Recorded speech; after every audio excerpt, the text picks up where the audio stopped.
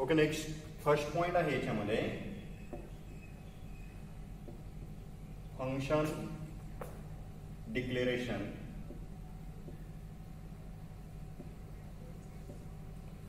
This point last lecture I think I am explained this concept function declaration.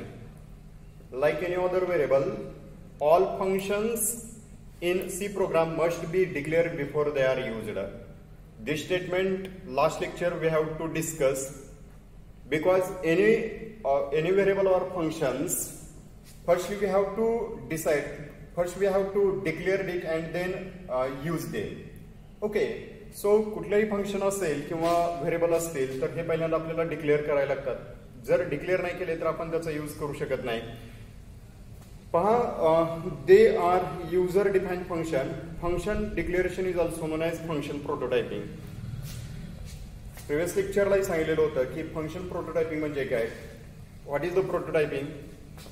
It is a set of possible rules to apply the declaration or functions. It is a set of possible rule applied to function. It is also called as function prototyping or function prototyping. It is also known as a function declaration is called as function prototyping. So function's syntax मी पाठीमागे सांगितलं होतं. So how to declare the syntax? So its syntax function return type, then next one function name, parameter list.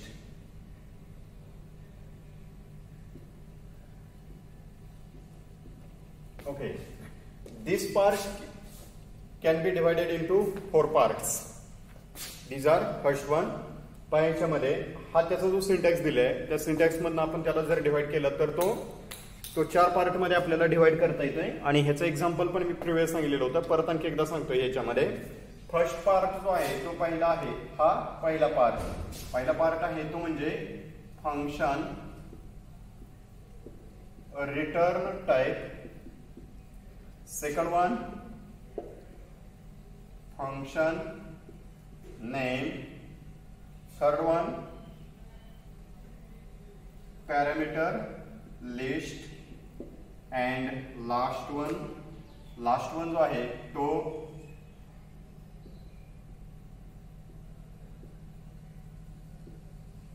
Terminating semicolon. Okay, ह्याचे examples आपण घेतलेले होते. For example घेतला होता integer sum in bracket int x comma int y. किंवा generally फक्त आपण ह्याला हा इथं जर डिक्लेअर केला तर हा डिक्लेअर केला. Then next one float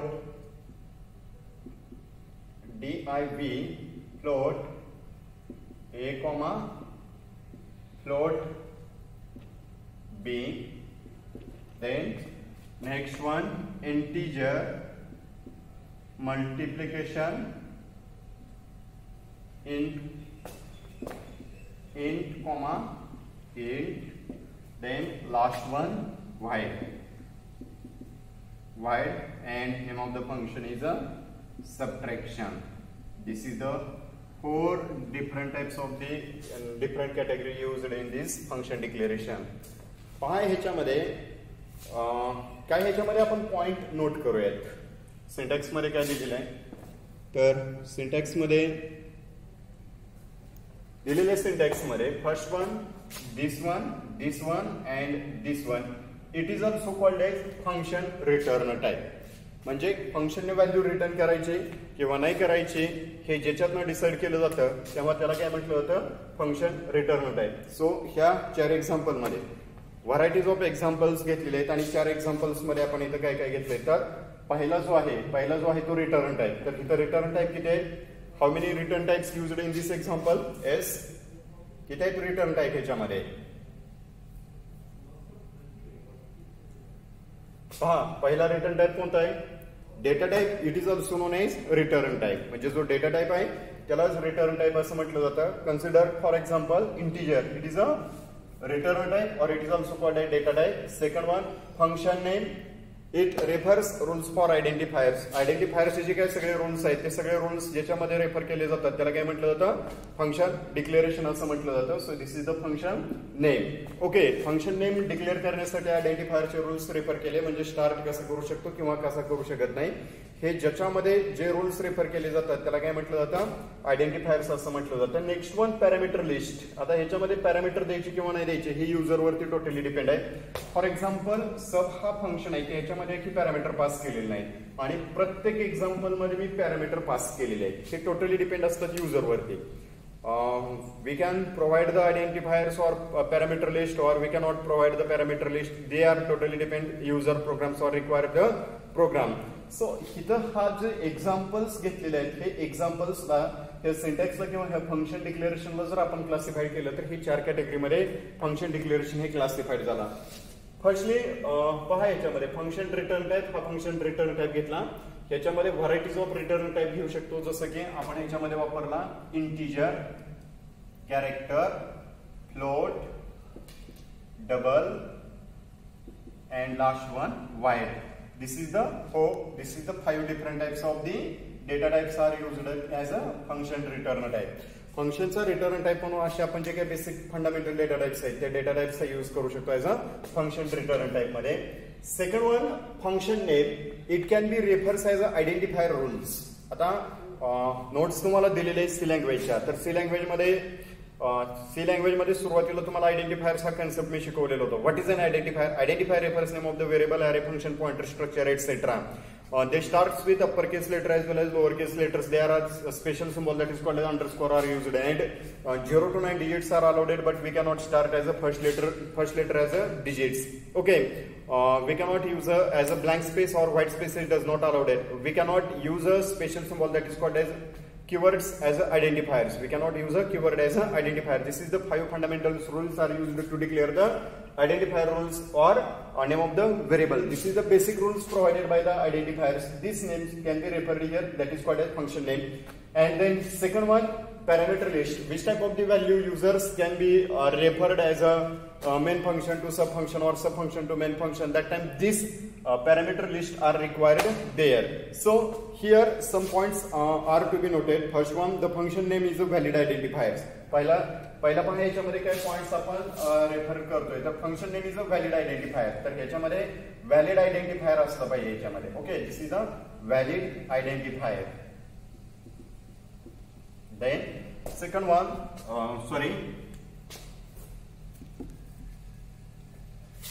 function return type as a fundamental data types आपण घेतला. इथं काय सांगतो की function name it is a valid identifier. Okay, valid identifier पाहिजे त्याच्यामध्ये. सेकंड वन पहा, the parameter list must be separated by comma. तर ह्याच्यामध्ये पहा की इथं जे प्रत्येक पॅरामीटर दिलेले आहेत हे कशाने सेपरेट केलेले आहेत. Each and every parameter are separated by using the comma. प्रत्येक पॅरामीटर जे यूज केलेले आहे तर ते प्रत्येक पॅरामीटर हे आपण ह्याच्यामध्ये कॉमा यूज केलेले आहे आणि ते कॉमा यूज करूनच आपण काय करतो की ते सेपरेट करतोय. फॉर एक्झाम्पल याच्यामध्ये यूज केला फंक्शनचं नाव कोणतं येतं, डिव्हिजन. ओके, डिव्हिजन फंक्शन मध्ये मी इथं पॅरामीटर यूज केला. पहिला जो आहे पॅरामीटरचा टाईप फ्लोट आहे, व्हेरिएबलचं नाव ए आहे, परत फ्लोट आहे आणि व्हेरिएबलचं नाव कोणतं आहे बी. दोन व्हेरिएबल सेपरेट करण्यासाठी सुरुवातीला आपण व्हेरिएबल डिक्लेरेशन मध्ये सांगितलं होतं की व्हेरिएबल डिक्लेरेशन करत असताना आपल्याला काय लागतो की when we declare the variable that time there are required. When we have declare the variable that time there is a required first it's data type. म्हणजे व्हेरिएबल डिक्लेरेशन करताना आपण काय यूज करतो सिंटॅक्स नुसार, firstly data type and then now next one using the variable name.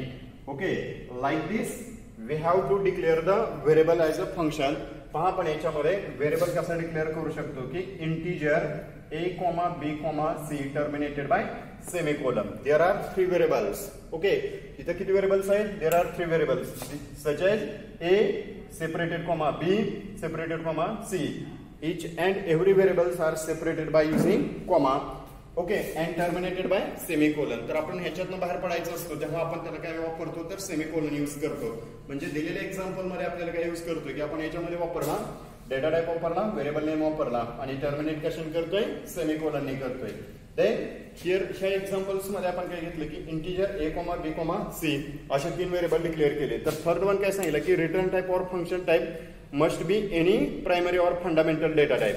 तर पहिला पहा ह्याच्यामध्ये की हा जो आहे ह्याच्यामध्ये रिटर्न टाइप जो आहे तो रिटर्न टाइप हा प्रायमरी फंडामेंटल डेटा टाइप मधलाच असला पाहिजे की त्यातला कोणता असला पाहिजे integer, character, float, double, wide ह्यापैकी एक तुम्हाला तो यूज करता आला पाहिजे. म्हणजे रिटर्न टाइप और function type may be any primary और फंडामेंटल डेटा टाइप और युजर डिफाइन्ड डेटा टाइप और derived data type.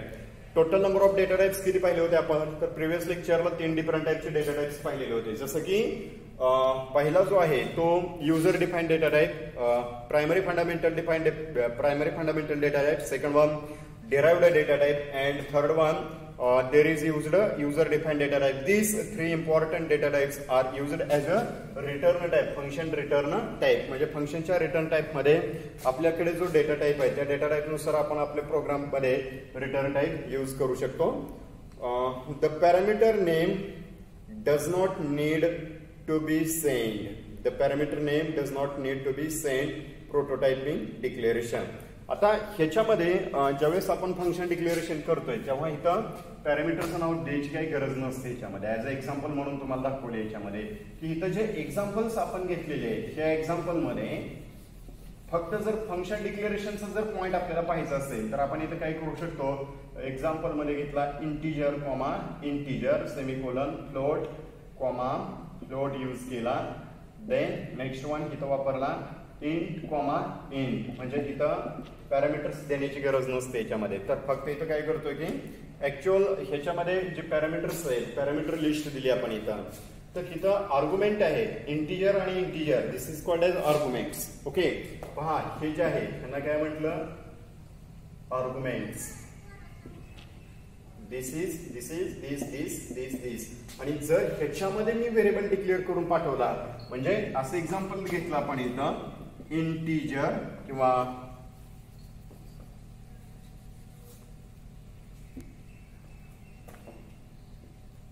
Integer sum integer x comma integer y.